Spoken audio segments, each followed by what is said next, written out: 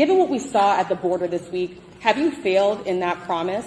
And this is happening under your watch. Do you take responsibility for the chaos that's unfolding? Of course I take responsibility. I'm president, but it was horrible what to see, as you saw. To see people treated like they did, horses barely running them over, people being strapped, it's outrageous. I promise you those people will pay. They will be, an investigation underway now, and there will be consequences. There will be consequences. It's an embarrassment, but it's beyond an embarrassment. It's dangerous. It's wrong.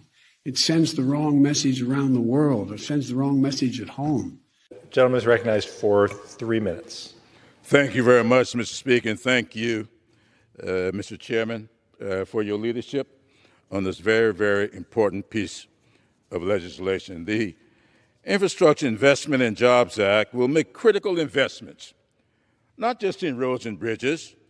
This legislation will also invest in transit, rail, electric vehicles, charging stations, electric buses, airports, ports, water, energy, environmental remediation, and high-speed broadband internet. I will focus on this last category, the $65 billion for broadband.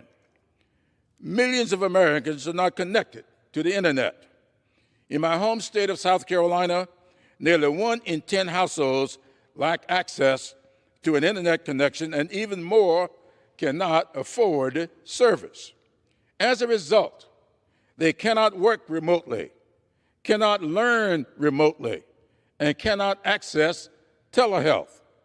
The internet is as essential to the 21st century as electricity was to the 20th century, and far too many Americans are left out.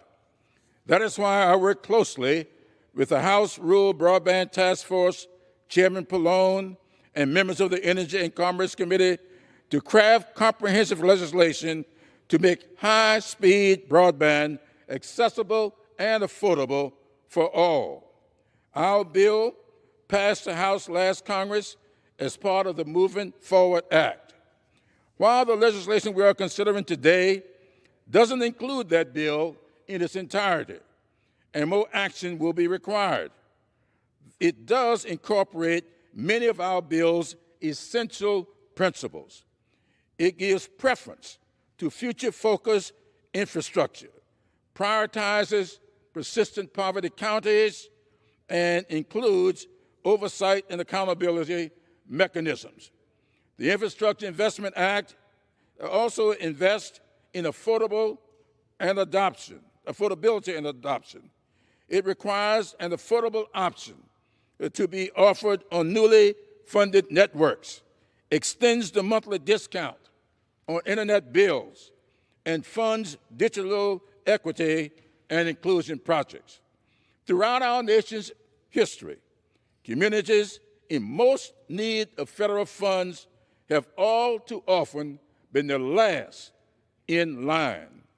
Together with the Build Back Better Act, the Infrastructure Investment and Jobs Act will make America's greatness accessible and affordable for all Americans, and I urge passage of this legislation.